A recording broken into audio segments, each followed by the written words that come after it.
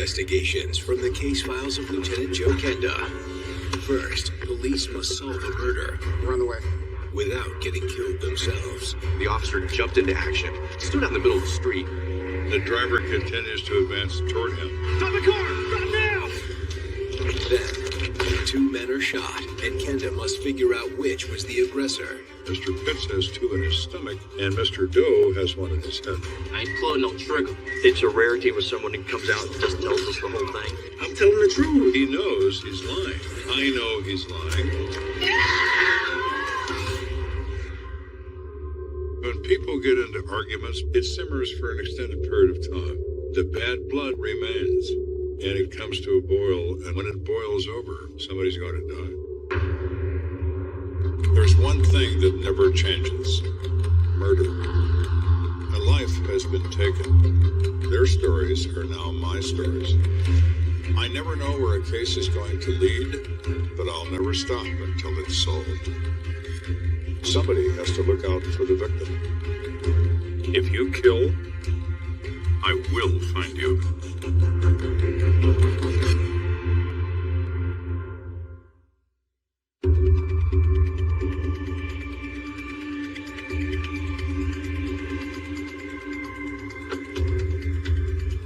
It was a warm, sunny day in Colorado Springs, and Anthony Hayes, a Fort Carson medic, was returning home with some groceries.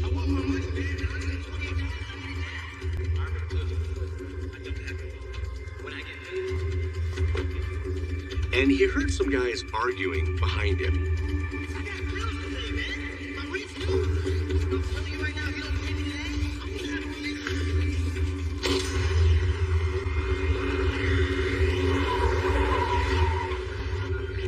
He hears a shot and sees one of the men is now laying on the ground.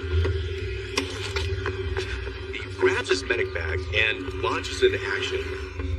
Hang on, man. What's the ambulance on the way? Hang on, hang on!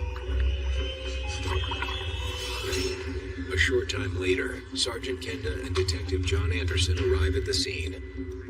The scene had been cordoned off. The victim had already been transported to the hospital by the paramedics. Hey, man.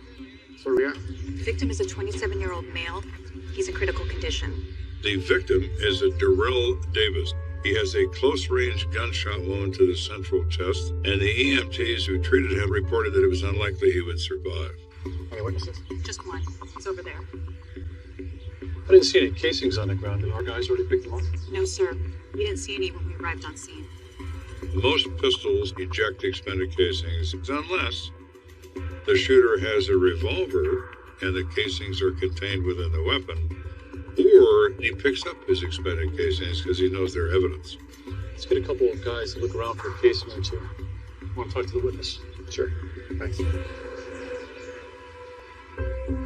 The witness says he looks across the street and sees a person fall from being hit with gunfire. I'm a medic. Thought I can help him, but there wasn't much I can do. So you didn't see the shooter? No. But I did see his truck. It was a red truck and it had bumper stickers on the back. I couldn't read them. He didn't see a license plate. He didn't know if there was more than one person in the truck. He just knows it fled immediately after the shot was fired. If you think of anything else, will you let us know? Yes. Thanks. Excuse me, detectives. I have an update on the victim. EMTs have reported back that the victim was dead on arrival at the hospital. Do we have home address? Yeah, medical got it from the license in his wallet. Okay, hold on the scene. We'll be back. Yes, sir. We, of course, wish to notify the next of kin. We determined that he does have a wife who lives in the area, and we respond to that location and inform her of the death of her husband. Wait for a recovery period to take place, and then interview her about her knowledge. Questions for us? I'll try. We wanted to find out when the last time she saw him, what the circumstances were. She said he came home early from work at about 2:30 in the afternoon, very upset, very agitated, said he'd quit his work. He kept going on and on and on about getting screwed.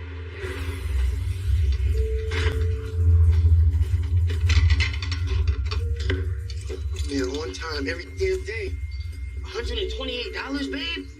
It's not fair, man. Darrell, calm down, okay? Before you give yourself a heart attack. I'm tired of this. Asking me to be patient. Is the landlord gonna be patient with us when it's time to pay rent? What kind of work did he do? He was in construction. He was on a job for about a week as a subcontractor. One of the dangers of working as a subcontractor as opposed to a salaried worker is that sometimes you can get shortchanged. They might refuse to pay you. But obviously he left at some point. Yeah. He said he was going to go look for Ken, his boss on his job. I'm not standing for that. Darrell is Ken. You know he's gonna pay me. Yeah, he's paying me today. And that was the last time I saw him. You said his boss's name was Ken? Yeah, Ken Muriel. I realized I know Kenneth Muriel. He had been a confidential informant for me in the past. She said they're very good friends. They're almost like brothers. Ken needed some extra hands on a job, and Darrell was happy to help out. Do you think of anyone else you might have had problems with? A neighbor, coworker, relative? No, not Darrell. He got along with pretty much everybody. She explained that he was very happy-go-lucky. He had no enemies. Miss Davis, there's no need to give up. We'll let ourselves out. Again, we're very sorry for your loss. I think I know Ken. You do? Used to be an old CI of mine. Confidential informants, referred to as CIs in police work, especially in investigations, is really a complex challenge. In this case with Kenneth Muriel, what he had given me was information on another murder. The detectives take the opportunity to do a little background searching on this guy. They called the Milwaukee Police Department, where he's from, and turns out Ken does have violent tendencies. However, he's never hurt anybody. Now, he's never assaulted anyone, and he's never shot anyone, but he commonly makes violent threats against people, and they call the police. And the radio is very busy, and something's going on at the crime scene. The Sergeant Kent, run the way.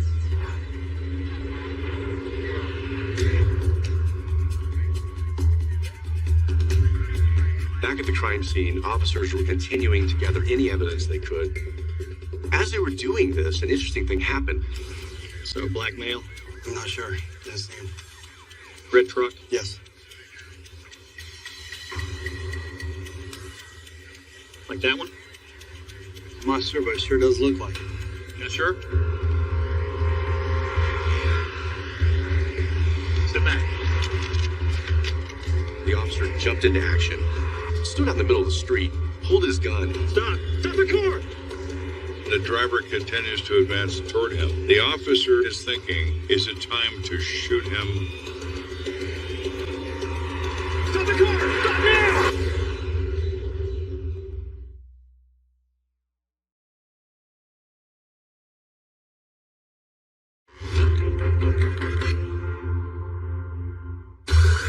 We're investigating the death of 27-year-old Darrell Davis, and we've been told by witnesses that a red pickup truck fled the area immediately after the shop started. Now, the same red pickup has returned to the crime scene. The officer steps into the street and pulls his weapon, points it directly at the truck. Stop the car! Stop now! Hands! Hands! Show me your hands! Do it now. It's a felony arrest of an individual who is thought to be armed. Is he dead? He said, "Is he dead?" as a question. The officer didn't reply to it.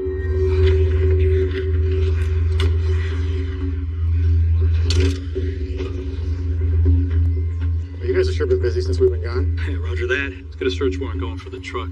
Get it towed back to the impound. Yes, sir. We're going to search this truck by warrant, but we can certainly see what's in plain view, either in the cab or in the bed of the truck, and we look at it before we do anything else. There's two things that really get our attention. One is a box of ammunition. The other is a spent shell casing that's on the floorboard. Hey, Joe. Come back here. Take a look at this.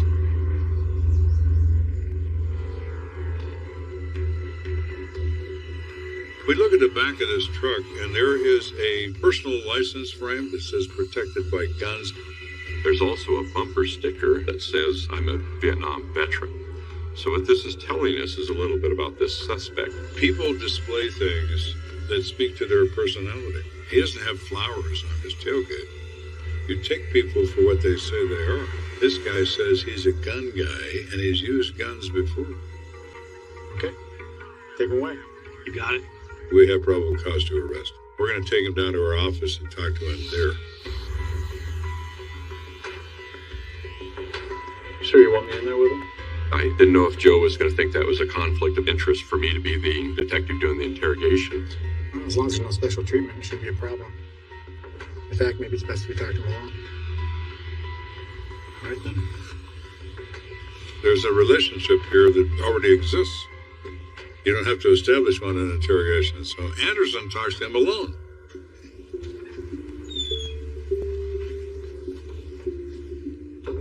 You can. Anderson, how you been? I've been well. Before we get started, let me ask you something. You been drinking? He definitely smelled like alcohol. He wasn't, drunk in a stupor falling down. Yesterday was my birthday and I tied one on. Maybe that's what you're smelling. In my mind, there wasn't any concern about him being under the influence of alcohol where he couldn't understand what was going on. Look, Dan. Did you do this? Did you shoot him?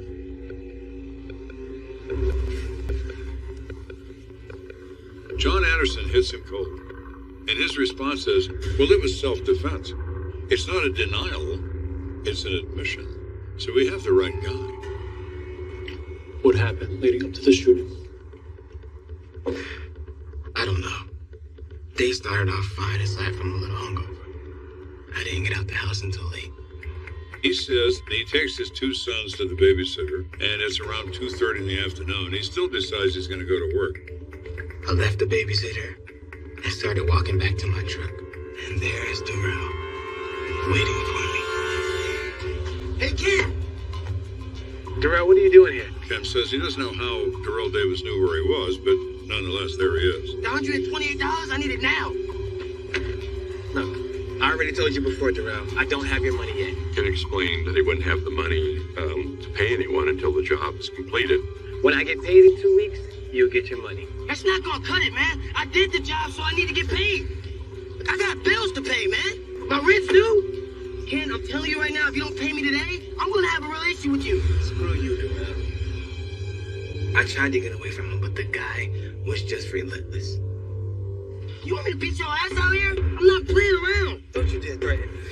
You'll get paid when I have the money. You ain't going nowhere, Ken. We ain't done here. We're done because I'm saying we're done. You hear me, boy? Boy? I ain't your boy. The use of the word boy really... Come on, fight me like a man. I'm not playing around with you. Come on. I'll show you who the boss is. Come on. What are you scared of, Ken? Get out the truck. When Darrell did that, I lost it. At this point in the interview, Ken stops telling a story, just pauses, and says, I didn't want to hurt anybody. I definitely didn't want to kill anybody. It's because of the war, man.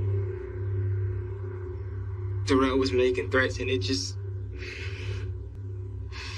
set me off. Ken explained that he kind of went into a defensive mode and that he had flashbacks to when he was in Vietnam. Come on, Ken. I'm not playing around. Come on. Fight me like a man. What are you scared of? Ken said he felt very threatened. Get out the truck. I said this is all hell away from me.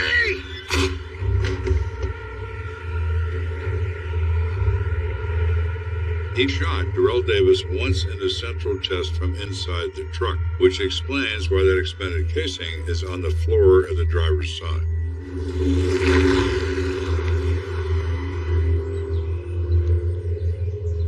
Ken explained was scared. He went back home. He hid the gun. He changed his clothes. So that shows a presence of mind. It shows conscious thought right after the shooting of this victim. Ken also insists he never intended to run down police upon returning to the scene. I came back to see if Darrell was all right. That's when you guys got me. But I swear, I did not want to kill him. I just think I'm going to be sick. Hey, wait a minute. He's so upset and so shaking that he's physically ill. He vomited. He was that upset about the circumstances. He is someone who's out of his emotional control. Mom, He responds to things in a violent way, but he's never committed a violent act. Why did that change now? In the other events in Milwaukee, it was a momentary confrontation and it broke. It ended. In this circumstance, Davis won't let it alone. Perhaps it's the prolonged nature of it that made him snap, but I suspect that's what was going on. Anderson, can you do me a favor? What's that, Ken? Can you just shoot me? Right here and right now. I don't think I can live with this.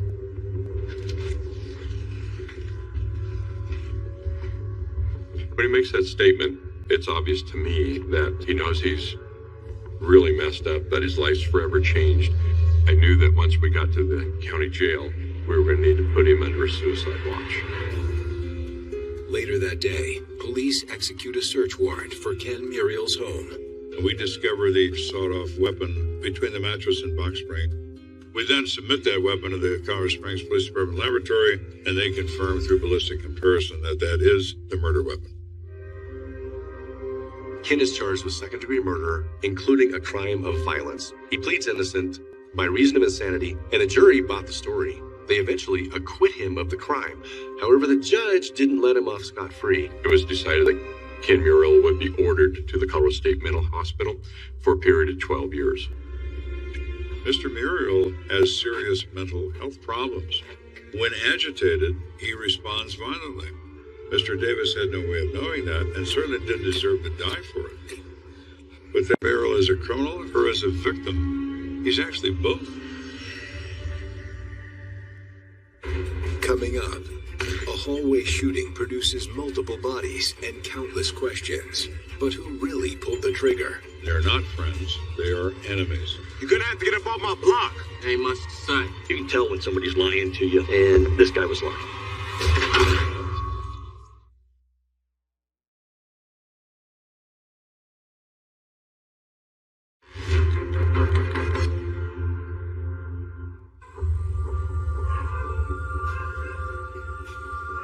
It's chilly February evening. It's whatever you want, babe.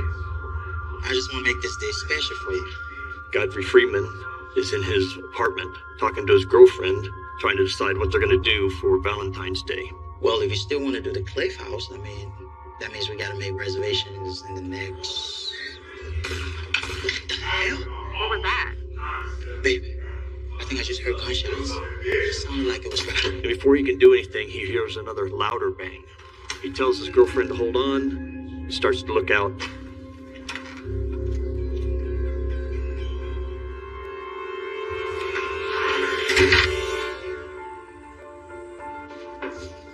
Will you bring me that salad bowl? Sure. It was 9 o'clock on a Tuesday night. I'm home with my wife. I wonder who that could be. You know damn well who it is.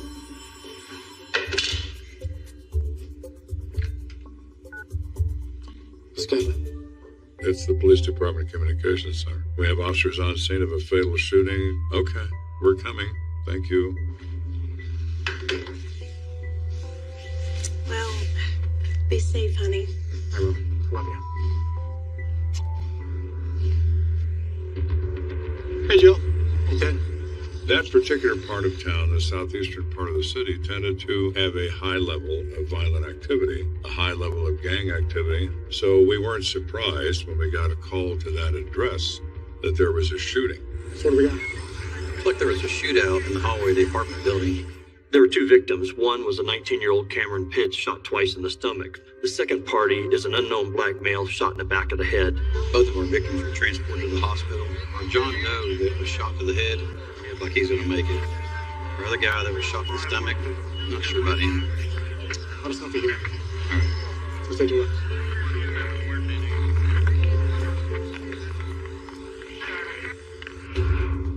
So there are two blood stains in the hallway. One near the end of the hallway, where the John Doe was discovered with a gunshot wound to the head, and one in the center of the hallway, a few feet away, where Mr. Pitts was discovered. 9mm? Yeah. There was also a 9mm handgun recovered on the scene, and officers tell us that it was near the hand of the John Doe. There are 3 expended 9mm casings on the floor.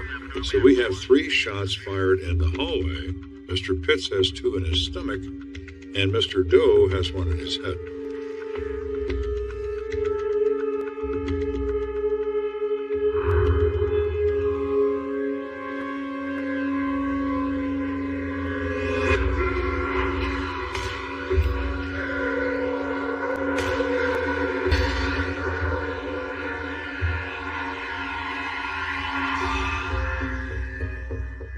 Perhaps 2 people get in a confrontation for some reason, and the result of it is gunfire.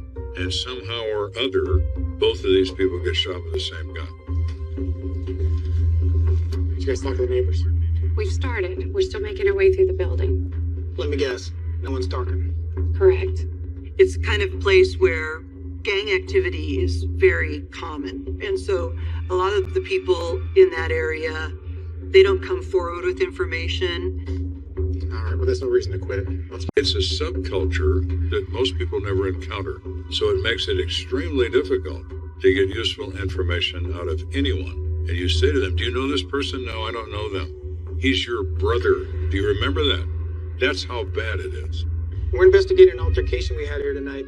Did you happen to hear or see anything? Nah, I don't know. Did you happen to see anything or see anyone running or anything like that?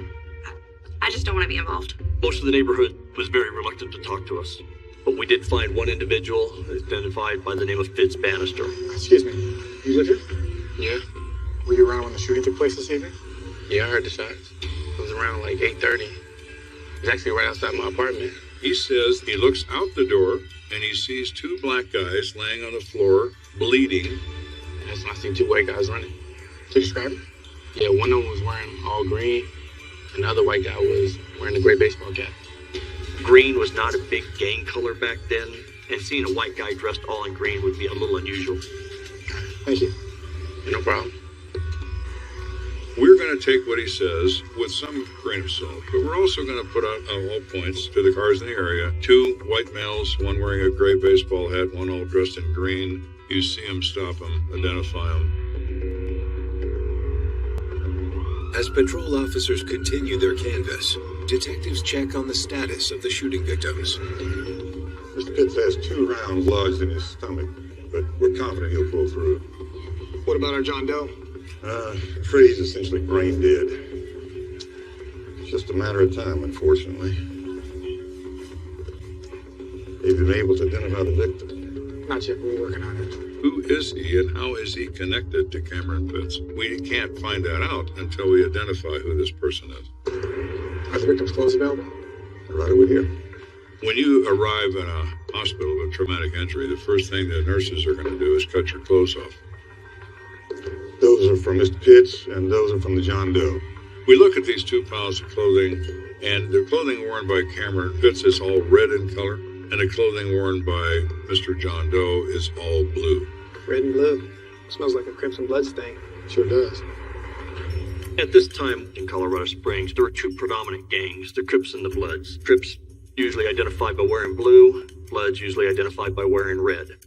And you didn't wear the other person's color. That was a big part of the problem back then. So now we know that this is a Crip and Blood affair, and they're not friends, they are enemies. And the clothing says that loud and clear. Apparently the witness we spoke to wasn't telling us the truth. Looks that way.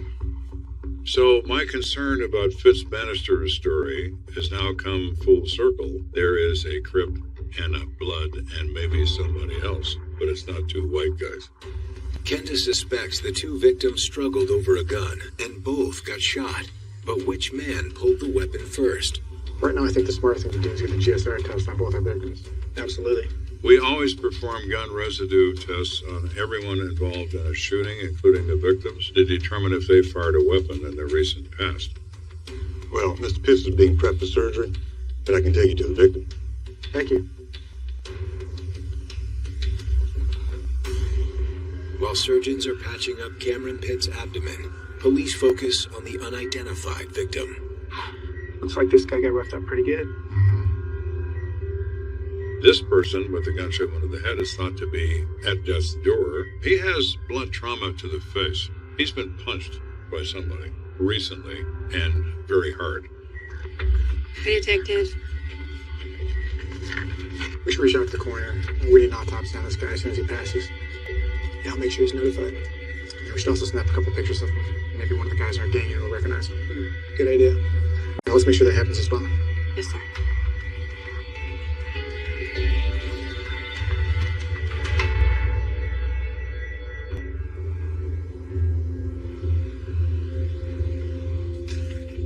So we have gang specialists on the police department who spend their time identifying these members, talking with them, in contact with them all the time to try to keep track of what gang group they belong to. Recognize this guy? Yeah, I think I know him. He's a Crip. Goes by the street name Baby Lock. His real name is Eddie Jones. I recognize the tattoos. It's definitely him. We asked him, does he carry a gun? And the guy officer says, that son of a bitch always has a gun. Any idea what type of gun he prefers? Every time I talk to him, he's got a 9mm. Well, guess what's in that hallway? The 9mm handgun. This is getting more interesting by the time.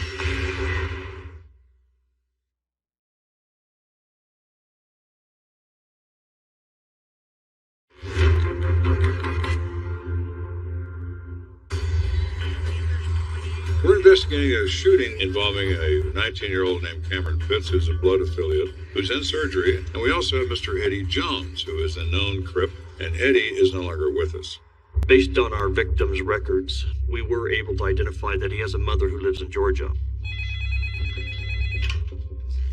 Hello? Miss Jones? This particular case, we have to notify her by phone, which is very hard to do. It's kind of a gut-wrenching thing to have to sit there and tell somebody that their son is dead. I'm very sorry for your loss. It's like every parent's nightmare, talking to somebody you don't even know, telling you this horrible news about your son.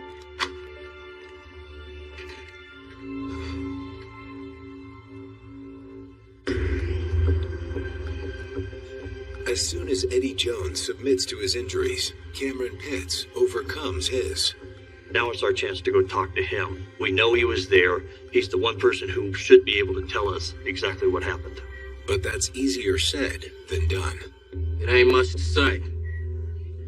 Me and Eddie, we exchanged a few words the other day playing ball. Seen each other last night. Things got out of control. Cameron, please stop. Just stop, all right? You're a blood. He's a Crip. You hate each other. Don't bore me with the basketball story. You need to tell us what happened. Now. Because we're not leaving until we figure this out. Alright, look, man. We've been beefing for a while now. He says, well, some time ago, he was near the bus station downtown. Oh, hell, you know, it's that bubble gum. I'm gonna trust you. Yo, son. You're gonna have to get up off my block. And Eddie Jones pulled up in a car and started yelling at him. Man, what? Dude, you tripping. Move along. And it's gang posturing back and forth about who hates who and so on. You were red on my block. You're gonna have to stop. Then what's up?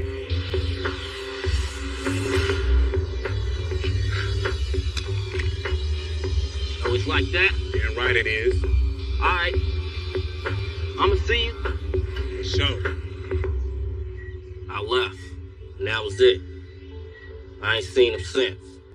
Till last night. What happened last night? Was at my homeboy's apartment.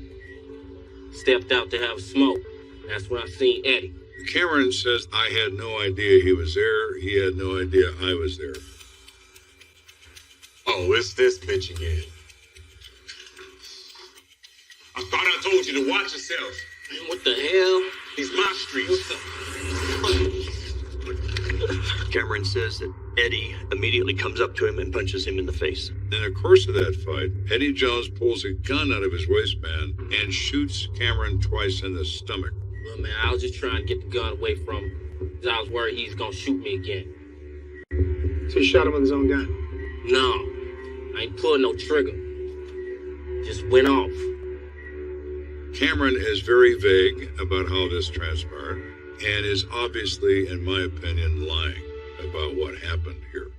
So you're saying you got cold cocked in the face? Yeah. Okay. So how come there aren't any injuries on your face? No reddening of the skin, no swelling, no indication he's been punched by anybody. Man, I don't know. Dude don't pack that much of a punch. Right. Cameron's just looking at me because he knows he's lying. I know he's lying, but here we are. He's the victim and he's still lying. Tina? Can I have your hand? The hell are you doing? We're gonna find out if you pulled the trigger on that gun or not. Not telling the whole truth about a gunshot residue test. Because the reality is, if he's within close contact of a gun at the time it's discharged, he's going to have this stuff on his hands. Can I have your other hand? But we want him to think that it's going to prove that he fired the weapon. Put a little pressure on him, hopefully get a better statement out of him. So what happens now? So what happens now is we're gonna take those swabs to the lab. We'll have the results soon enough. Then we're gonna swing back around and visit you. Sound good? I ain't pulling no trigger, so I don't matter. We'll see about that. The imagination of humans will race when you tell them something. You see the wheels begin to turn. And just leave them with that thought and let them agonize. And when they agonize, they suffer from diarrhea of the mouth the next time you talk to them. While Cameron Pitts is left to stew, Kenda checks in on the autopsy of Eddie Jones. Hey man, what'd you find, Dad? We'll take a look at this entryway. The autopsy tells us something really significant. The gunshot wound that kills Eddie Jones is to the back of his head. It is at a range of 1 to 2 inches away. It's an execution shot. It's not an accidental upward moving bullet from a struggling gun. I think we need to talk to Mr. Pitts again. Oh yeah. All right, thanks, Doc. So Cameron Pitts is lying, and he is suspect number 1 in the murder of Eddie Jones.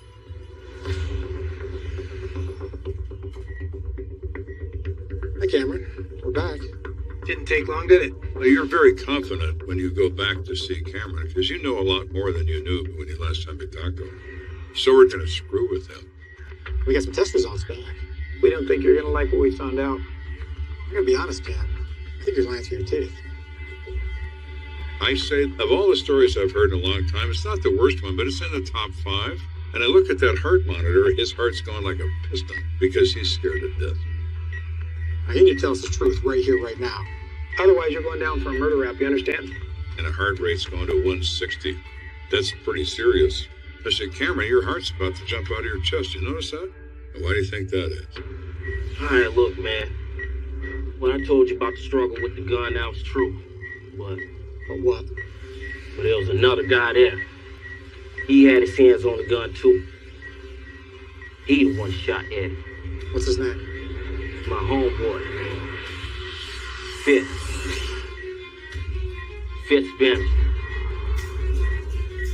Fitz Bannister. Now, where have we heard that name before? Mr. Eyewitness, who sees the bad guys run away. Well, thank you, Cameron. That's going to be very helpful.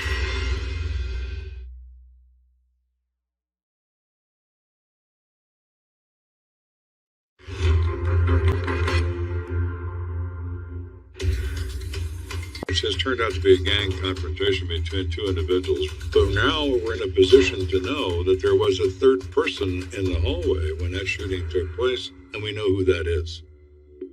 Have a seat, Mr. Bannister. Remember us? Yes, sir. We have something that's to our advantage. Fitz Bannister doesn't have a record. He has no experience with the police. He's frightened, and that's a good thing. So, Fitz, those 2 white guys you said you saw running away? We know that was a lie. I said, we just talked to Cameron, and he said some really interesting things about you. He said you were there, and you were fighting over that gun. Wait, what? So you ready to start telling us the truth? Okay, look. I saw what happened. Cameron came over to jail. He says Cameron went out to smoke a cigarette. A little bit later, he heard a knock on the door. He's thinking, oh, well, Cameron locked himself out. And it's this 12-year-old kid. Is my friend Marlon here? No, it's no Marlon that lives here. You got the wrong place. So who's the kid? I don't know his name. I guess he just stay there or something, because I see him there all the time. What's up there, little bitch? Fitz says he's talking to this kid, and he hears arguing in the hall. He says he sees Eddie Jones punch Cameron in the face. Well, Fitz says that when he goes to break up the fight, Eddie pulls a gun out of his waistband and shoots Cameron twice in the stomach.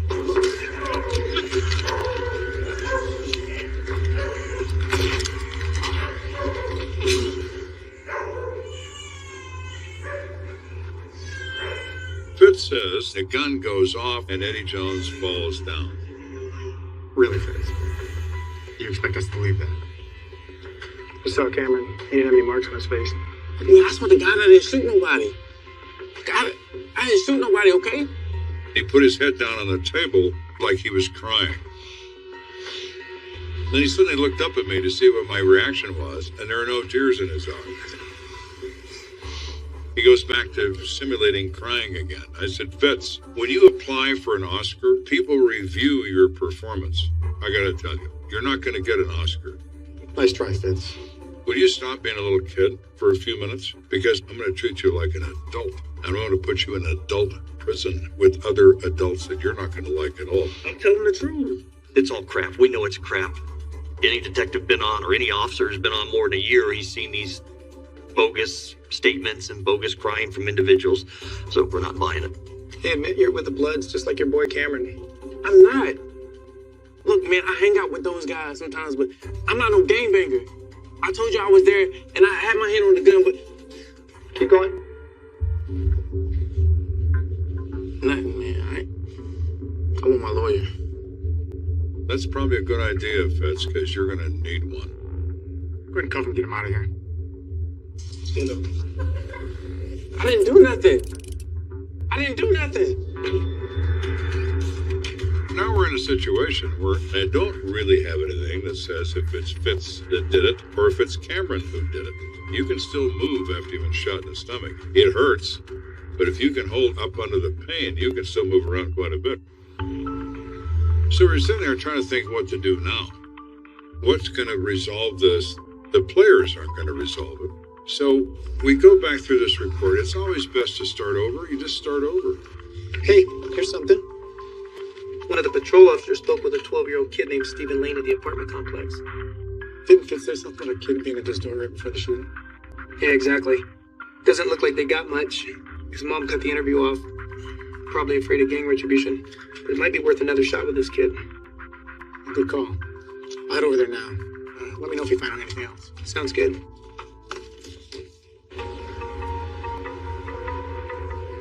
So we knock on the door, and Mrs. Lane doesn't seem surprised to see us. Steven! Someone's here to see you. Hi, Steven. I'm Joe. We have to get his trust. Make him feel very comfortable around us. So what grade are you in? 7.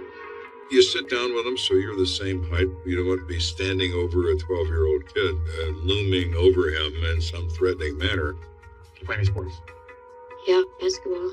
You want to just let him settle a little bit and find out about him. You can see it in his body language, that he's relaxing. Buddy, the reason I'm here is something bad happened in the complex the other night. And your mom thinks you might know something about it. Yeah, I was in the hallway. Can you tell me what you saw? Yeah, I went to go see my friend. I thought he lived on the 3rd floor, but there was a sky out there. He sees a guy all dressed in red, smoking a cigarette in the hallway. While I was standing there, this dude dressed in blue came down the hallway. Oh, is this bitch again? Man, what the hell? And the two of them, started yelling at each other. Now you in my home? What's up then? Oh, then what's up? Do something, bitch! Well, Steven says that Cameron initiates it by assaulting Eddie in the mouth, which the autopsy supports. So that's probably true. And then the third guy comes in the apartment to help.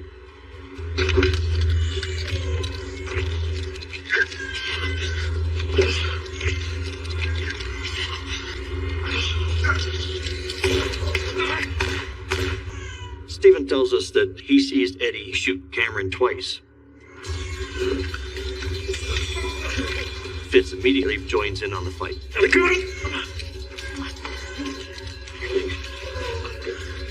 Fitz and Eddie are still fighting over the gun, and Fitz gets control of it and takes it away from Eddie.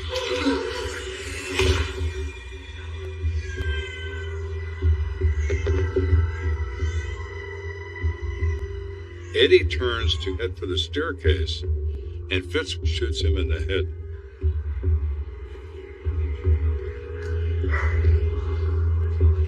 And then Fitz tries to wipe his prints off the gun and drops it next to Eddie's hand.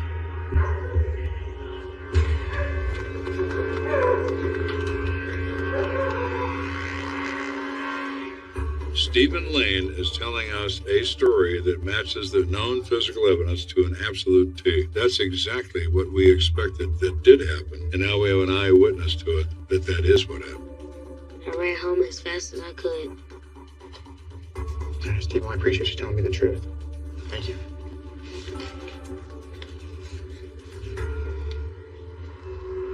After hearing Stephen's story, Kenda feels confident charging both Cameron and Fitz in the deadly altercation. Cameron was only charged with third-degree assault because he beat up Eddie. And he also agreed to testify against his friend Fitz. And eventually, because he did cooperate, those charges against him were dropped. Fitz was subsequently charged with second-degree murder. Through plea negotiation, that was reduced down to reckless manslaughter, which he pled guilty to. He was subsequently sentenced to 6 years for that charge. This particular case is an illustration of what it's like when young people who affiliate with street gangs encounter each other, and there is a history of violence between them. Two ships passing in the night that recognize each other and make a turn. And that's when gunfire can happen.